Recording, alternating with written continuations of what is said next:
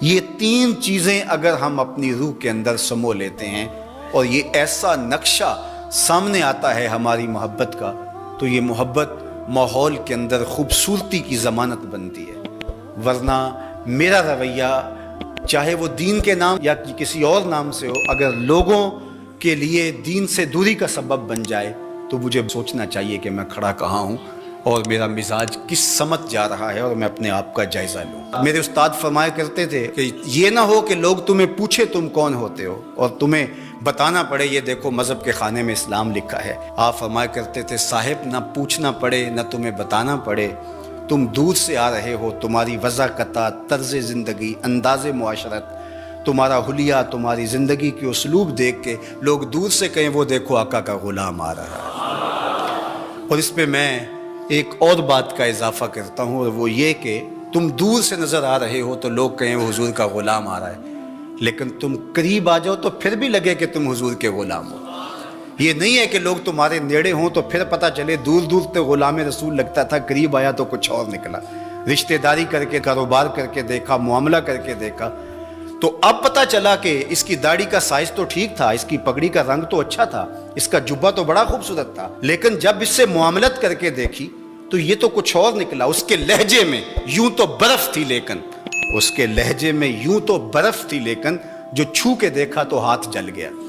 تو یہ نہیں ہے کہ تم دور سے بھلے بھلے اچھے تسبیح بھی ٹھیک ہے، مصلی بھی ٹھیک ہے، سب کچھ ٹھیک ہے، بڑی لمبی نمازیں پڑھتے ہو، انسان صوم و صلات کی وجہ سے نہیں پہچانا جاتا، انسان اپنے رویے اور عمل کی وجہ اور کردار کی وجہ سے پہچانا جاتا ہے۔ تو اس لیے ہم دور سے اچھے بھلے بھلے دکھائی دیں، لیکن جب کوئی ہم سے کاروبار کر کے دیکھ لے، ہماری ہمسائیگی میں مکان بنا کے ہمارا ہمسایہ بن کے دیکھے، اور جو ہے وہ ہم سے رشتہ داری کر کے دیکھے، بیٹی اور بیٹے کی شادی کر کے دیکھ لے، تو پھر پتہ چلے کہ یہ باقی تو سب کچھ ظاہر سے ٹھیک تھا، لیکن اندر تو بہت کڑوا نکلا، اندر تو بہت کسیلا نکلا۔ نہیں، کوئی دور سے ہمیں دیکھے پھر بھی ہم بھلے دکھائی دیں، اور قریب آ کے دیکھے تو اور سحر میں کھو جائے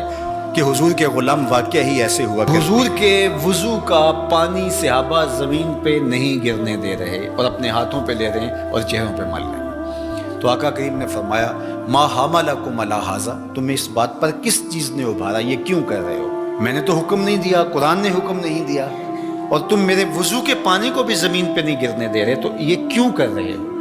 انہوں نے جواب دیا حب اللہ و رسولہ، یہ اللہ اور اس کے رسول کی محبت کی وجہ سے ہم کر رہے ہیں۔ حضور نے اس سے منع بھی نہیں کیا، کیونکہ اگر یہ شریعت سے متصادم کوئی چیز ہوتی تو نبی کے منصب میں شامل ہے کہ نبی منع کرے۔ تو فرمایا جو چاہے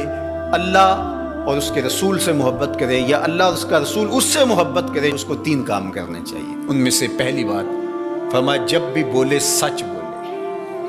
اور دوسری بات ارشاد فرمائی جب اس کے پاس امانت رکھی جائے تو اس امانت میں خیانت نہ کرے، اس امانت کو صحیح لٹا دے، اور تیسری بات جو اس کا ہمسایہ بنے اس کی ہمسائیگی کے حقوق کا پورا خیال رکھے۔ تمہاری محبت کا یہ جذبہ صادقہ ہے کہ تم میرے وضو کے پانی کو بھی زمین پر نہیں گرنے دیتے، لیکن کہیں تمہاری محبت یہیں رک کر کے نہ رہ جائے اور لوگوں کے حقوق پامال نہ ہو جائیں، ہمسایوں کے ساتھ زیادتی نہ ہو جائے۔ تم محبت کی فراوانی جو ہے وہ اپنے سینے میں رکھے ہوئے ہو، لیکن عمل سے کہیں تم بے نیاز نہ ہو جاؤ، لہٰذا تمہاری زبان ہر حالت کے اندر سچ ہی بولنے کی خوگر ہو، اور تم لوگوں کی امانتوں کا پورا خیال رکھو۔ اور تیسری بات ہے کہ ہمسائیگی کے حقوق تم کبھی بھی اس محبت میں آ کر کے ترک نہیں کر سکتے۔ میں اور آپ دیکھیں کہ ہماری محبت کہیں خام تو نہیں ہے کہ ہم دعوی محبت میں وہ چیزیں کر جاتے ہیں جن کی شریعت ہمیں اجازت دیتی ہے، شریعت کا حکم نہیں ہوتا اور ہمیں وہ کر لینی چاہیے، لیکن دوسری جانب جو طے شدہ شریعت کا نظام ہے اس کو کہیں ہم پامال تو نہیں کر جاتے، اور محبت کی اس فراوانی کے اندر وہ چیزیں دب تو نہیں جاتی۔ حضور علیہ السلام کا یہ فرمان ہمیں پورا پیکج دیتا ہے، تصویر مکمل سامنے آنی چاہیے، مکمل نکھری ہوئی تصویر جس کے سارے خط و خال واضح ہو۔ تو ہم ضرور اپنا جائزہ لیں اس حدیث کی روشنی میں جو میرے اور آپ کے آقا و مولا نے تین چیزیں خاص طور پہ ارشاد فرمائیں کہ جب بھی بولیں سچ بولیں، تمہاری زبان جھوٹ سے آشنا نہیں ہونی چاہیے۔ یہ محبت رسول کا تقاضا ہے جو خود اللہ کے رسول نے ہمارے سامنے رکھا،